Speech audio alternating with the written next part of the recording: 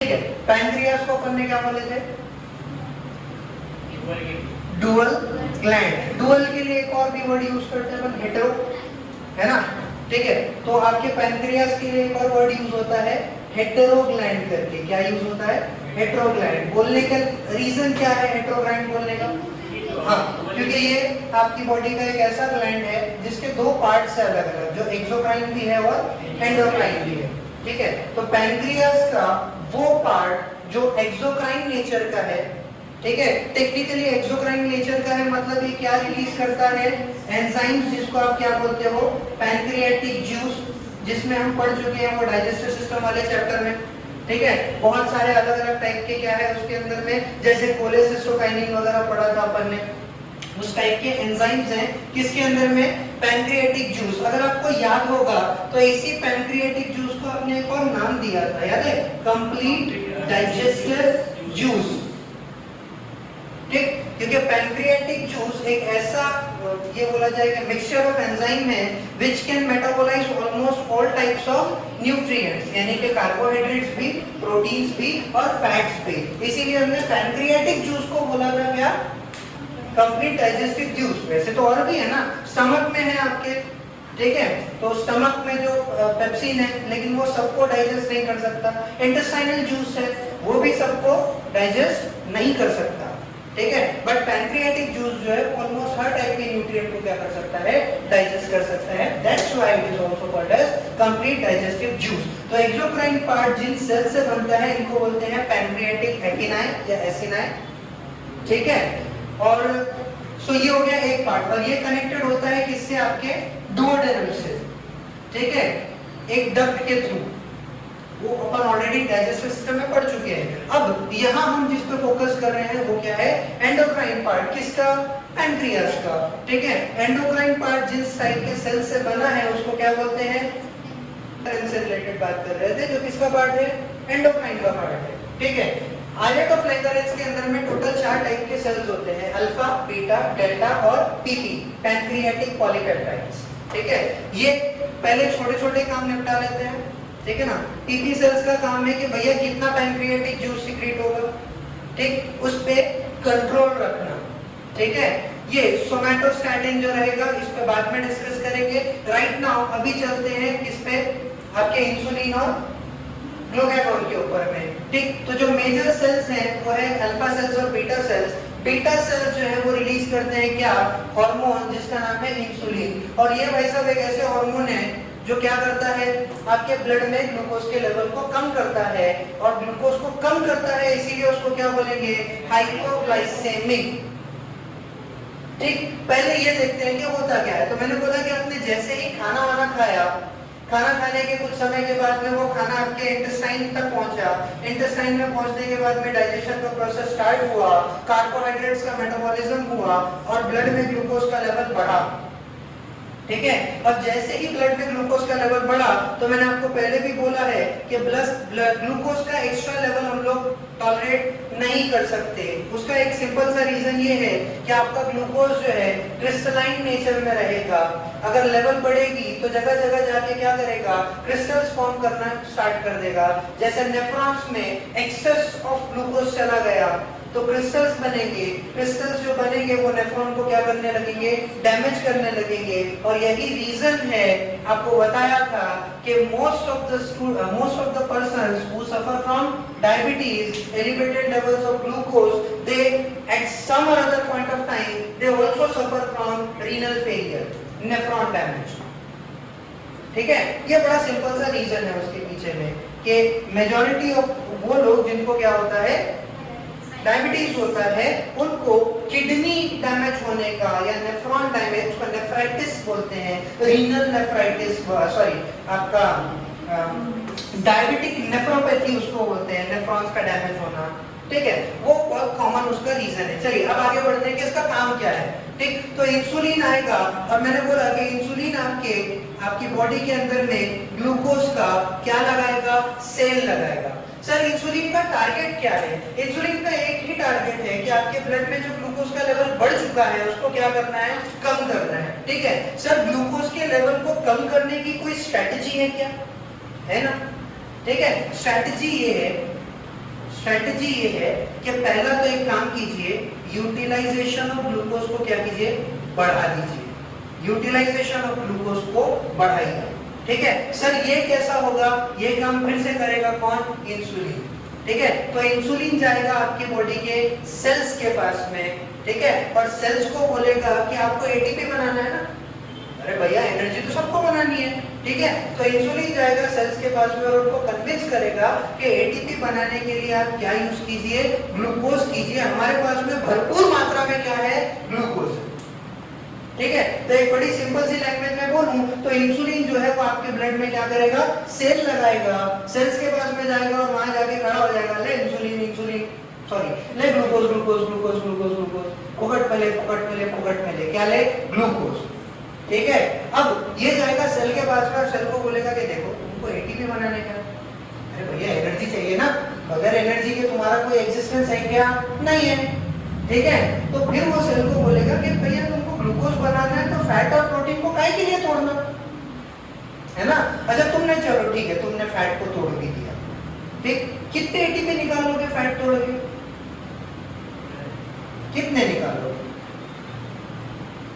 ठीक है। प्रोटीन तोड़ के कितने निकाल लोगे, 30 का आंकड़ा क्रॉस कर पाओगे क्या, नहीं, क्योंकि हमने पढ़ा है कि जब ग्लूकोज का एटीपी सिंथेसिस हमने पढ़ा, ठीक है। एटीपी सिंथेसिस हमने बोला कि भैया एटीपी आप ग्लूकोज से भी बना सकते हो, फैटी एसिड से भी बना सकते हो और अमाइनो एसिड से भी बना सकते हो, ठीक है। बट जितना एटीपी आपको ग्लूकोज देगा उतना फैटी एसिड दे पाएगा क्या, नहीं, क्यों, क्योंकि बड़ी सिंपल सी बात है, जब आपका रेस्पिरेशन होता है तो पहला ही प्रोसेस क्या है, ग्लाइकोलाइसिस, और ग्लाइकोलाइसिस से डायरेक्ट इनडायरेक्ट सब अगर आप पकड़ लो NADH2 वगैरह सब पकड़ लो तो टोटल एटीपी कितने मिलते हैं आपको, 8, ठीक है। अब हम या मान लीजिए आपका सेल है जो फैटी एसिड से ग्लूकोज एटीपी बना रहे हैं या फिर प्रोटीन से एटीपी बना रहा है, ठीक है। तो इसके पास में ग्लूकोज है क्या, मतलब ग्लाइकोलाइसिस होगा क्या, मतलब सीधा सीधा 38 एटीपी तो कट गए ना, आई बात समझ में। तो अगर आप फैटी एसिड से या प्रोटीन से एटीपी बनाते हो तो as compare to glucose 8 ATP तो हमेशा कम रहेंगे, मेरी बात समझ में आई, ठीक है। तो यही बात कौन समझाता है, इंसुलिन, किसको, सेल्स को। वो बोलता है कि भाई साहब तुमको एटीपी बनाना है ना, तो मेरे पास में ग्लूकोज है, ग्लूकोज लो और ज्यादा एटीपी बनाओ। आप फैट्स तोड़ के उतने एटीपी नहीं बना सकते जितना ग्लूकोज तोड़ के बना सकते हो, एक ग्लूकोज तोड़ो 38 एटीपी बना लो, ठीक है। Then why to use fat and protein, उसको बचा के रखो बुरे वक्त के लिए, बुरे समय के लिए, है ना। अभी तो भैया बढ़िया है, तुम्हारी बॉडी में अच्छा टाइम चल रहा है, ग्लूकोज बहुत है, लेके बनाओ ग्लूकोज। इस तरह से वो क्या करेगा, सेल्स को मोटिवेट करेगा कि क्या यूज करो, ग्लूकोज यूज करो, और क्या बनाओ, एटीपी बनाओ, तो यूटिलाइजेशन बढ़ गया, ठीक है। अब चालू है उसका, ले glucose glucose glucose glucose glucose, किसका, इंसुलिन का। यही ग्लूकोज ग्लूकोज करते हुए आपका इंसुलिन पहुंचा किसके पास में, लीवर के पास में, क्योंकि ग्लूकोज खत्म नहीं हो रहा था ना, है ना। और अब वो लीवर को क्या बोलेगा, स्टोरेज करो, ठीक है। लीवर ने बोला कि मैं ग्लूकोज स्टोर नहीं कर सकता, तो ये क्यों, वो खराब हो जाता, ग्लूकोज को मैं ज्यादा देर तक के स्टोर करके नहीं रख सकता। यही बात लीवर ने, आपके इंसुलिन ने जाके क्या बोला, लीवर को बोला कि देखो तुम जिसकी बॉडी में है वो बंदे का कोई ठिकाना है नहीं, ठीक है। जैसा क्या ये हमारी ग्रीष्मा के लीवर में हो रहा, ठीक है।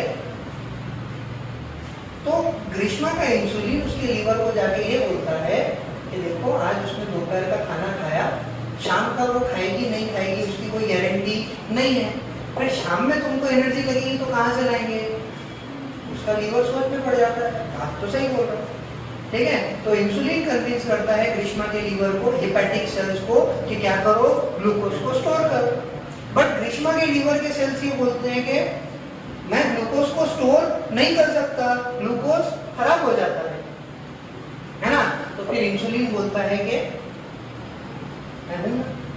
ठीक है, मेरे पास में एक आइडिया है, क्या, ग्लूकोज को स्टोर करो बट ग्लूकोज के फॉर्म में मत रखो ना, ग्लूकोज को बना लो क्या, ग्लाइकोजन। बिल्कुल उसी तरह जैसा आप कैरी को ज्यादा दिन स्टोर नहीं कर सकते, तो क्या डालते हैं उसका अचार, ठीक है। तो यहाँ डाला जाता है ग्लूकोज का अचार। तो आपका इंसुलिन आपकी लीवर को कन्विंस करता है कि ग्लूकोज का क्या डाला जाए, अचार, ठीक है। तो भाई साहब ये लोग ग्लूकोज का अचार बना और ग्लूकोज का एक्सेस ऑफ ग्लूकोज जो था उसका कन्वर्जन हुआ किसके अंदर में, ग्लाइकोजन के अंदर में। तो यहाँ बना क्या, ग्लाइकोजन, ठीक है। बनने के प्रोसेस को क्या बोलते हैं, जेनेसिस। क्या बना, ग्लाइकोजन, तो नाम ग्लाइकोजेनेसिस। तो आपको ये याद रखना है कि इंसुलिन ग्लाइकोजेनेसिस को क्या करता है, प्रमोट करता है।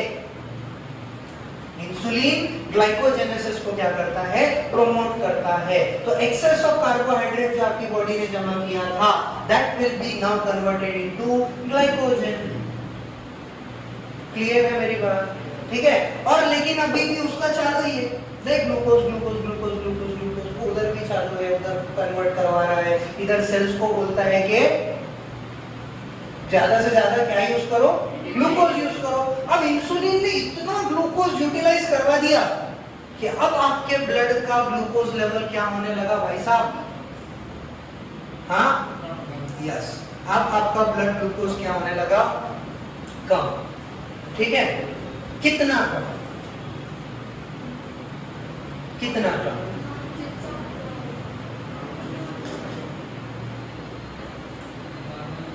ठीक। अप्रोक्सीमेटली एक रेंज है 90 to 70 mg पर डाइल्यूशन।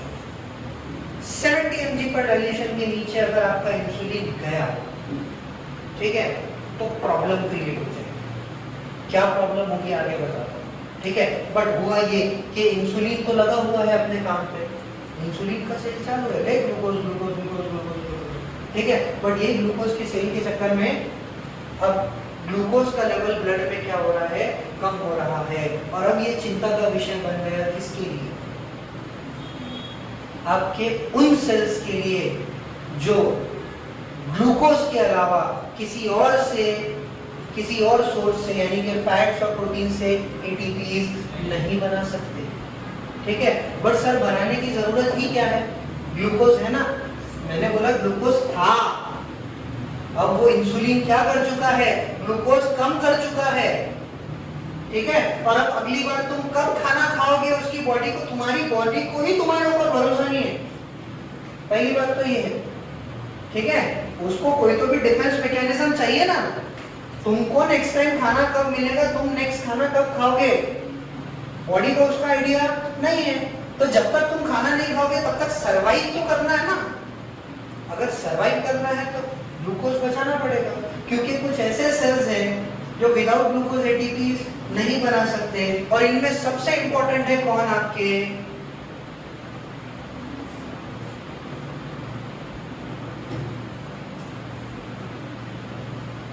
न्यूरॉन्स।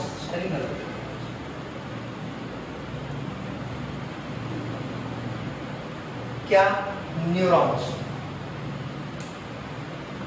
न्यूरॉन्स। और इसके अलावा भी बहुत है, आरबीसीज भी है आपके, ठीक है। तो न्यूरॉन्स सबसे इंपॉर्टेंट चीज ये है कि ये विदाउट ग्लूकोज एटीपीज नहीं बना सकते।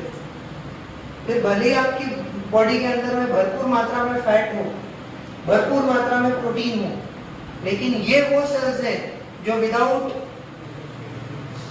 एटीपीज ग्लूकोज नहीं बना सकते, सॉरी विदाउट ग्लूकोज एटीपीज नहीं बना सकते। और अगर एटीपी नहीं बनाएंगे तो सर्वाइव कर पाएंगे क्या, इसका मतलब अगर आपकी बॉडी में ग्लूकोज लेवल 70 mg पर डायल्यूशन से नीचे जाता है तो आपके नेफ्रॉन्स डैमेज होने के, आपके न्यूरॉन्स डैमेज होने के चांसेस बढ़ जाएंगे। और ये आपको भी मालूम है कि न्यूरॉन एक बार डैमेज हुआ तो वो रिकवर होता नहीं है, समझ में बात। और न्यूरॉन्स डैमेज हो गए तो फिर ब्रेन डैमेज हो गया, है ना, और ब्रेन डैमेज हो गया तो वो रिकवर नहीं होता है। मान लो पैरालिसिस हो गया, ब्रेन का कोई पार्ट, ये सेरेब्रल कॉर्टेक्स का कोई पार्ट डैमेज होना स्टार्ट हो गया, तो जिस पार्ट का जो सेरेब्रल कॉर्टेक्स से डैमेज हो गया, मान लो कि लेफ्ट साइड का कॉर्टेक्स से डैमेज होना स्टार्ट हो गया और ये कंट्रोल करता है आपकी राइट साइड, ठीक है। तो राइट साइड की मसल्स क्या हो गई, पैरालाइज हो गई, राइट बॉडी क्या हो गई, पैरालाइज हो गई। समझ में आई कि मेरी बात। और आप ये इतना बड़ा रिस्क नहीं ले सकते, ठीक है। तो सर इसका कोई सोल्यूशन नहीं है क्या, है ना। इसका सॉल्यूशन ये है कि किसी भी हालत में इतना लेवल ऑफ ग्लूकोज आपको ब्लड में मेंटेन करना है। बट सर इंसुलिन ने तो उधर सेल लगा के रखा है ना, और वो तो बड़ी स्पीड से क्या कर रहा है, ग्लूकोज का लेवल कम करता जा रहा है। फिर क्या करेंगे, है ना। फिर अब आपके पास में ऑप्शन है, ठीक। अब ग्लूकोज की कमी हो गई आपकी बॉडी में, तो याद रखिए कि when glucose is gone then comes glucagon.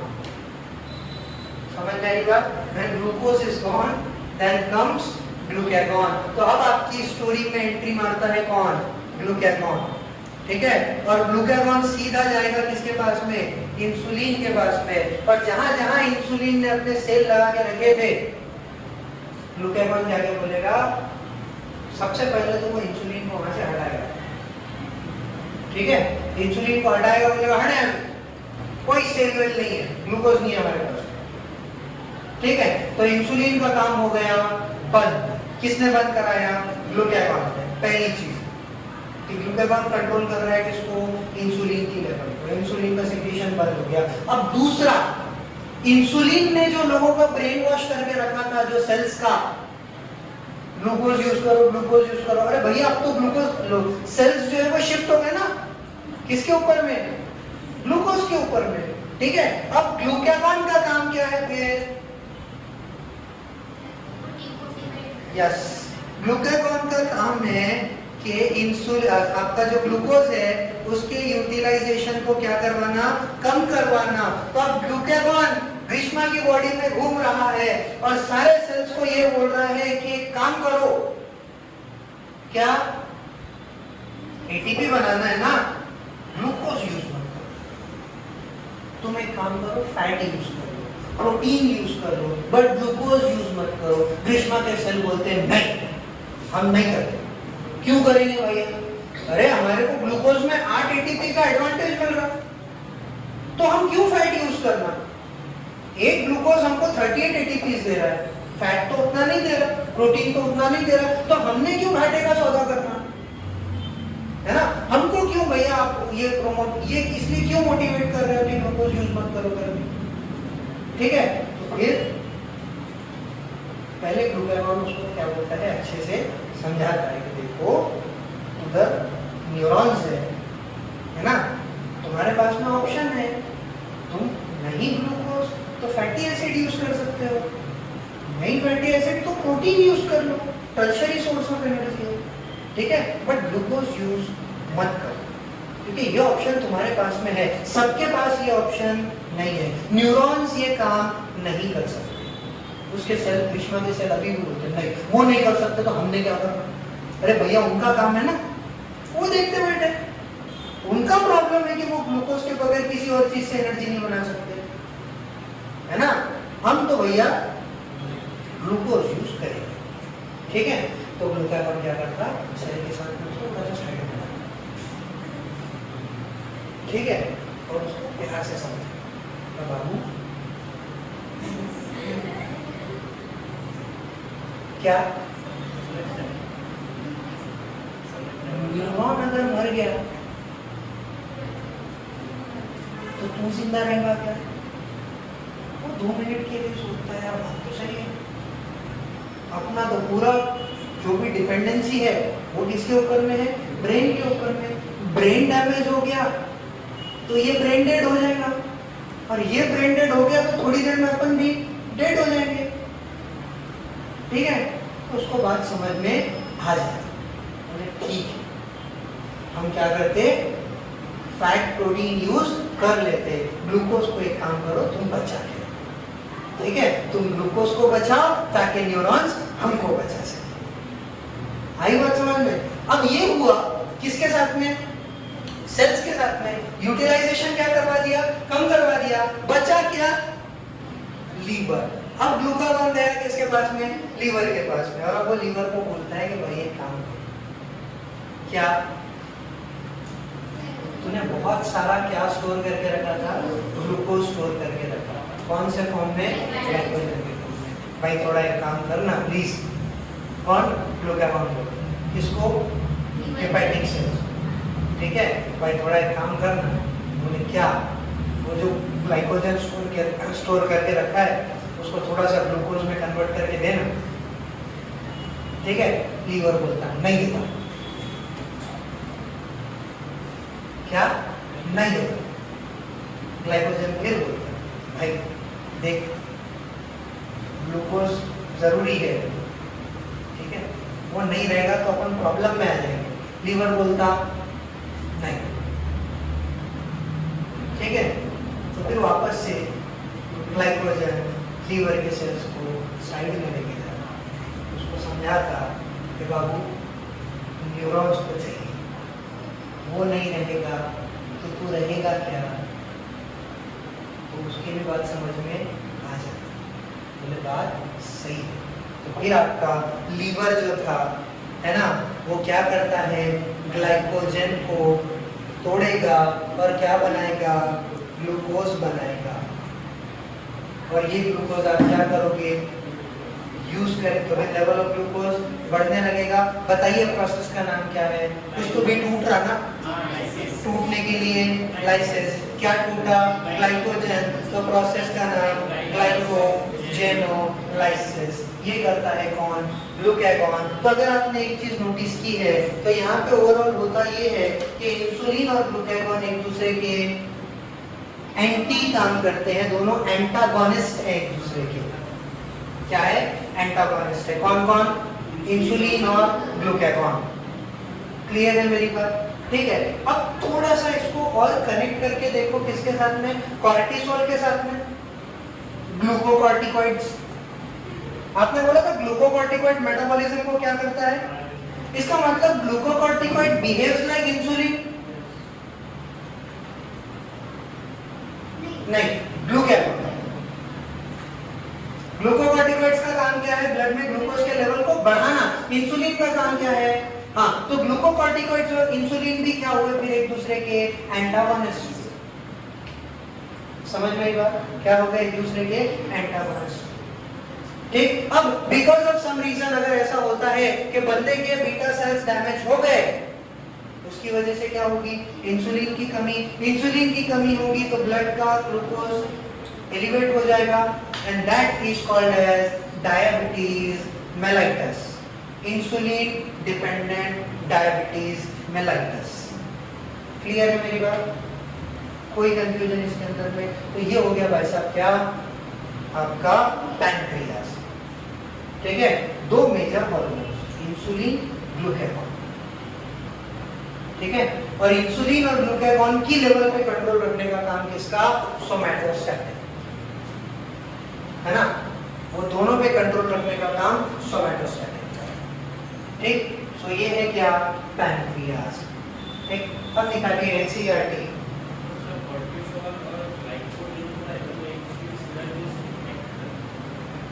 Cortisol और ग्लूकागॉन, हाँ, ये एक दूसरे के क्या है,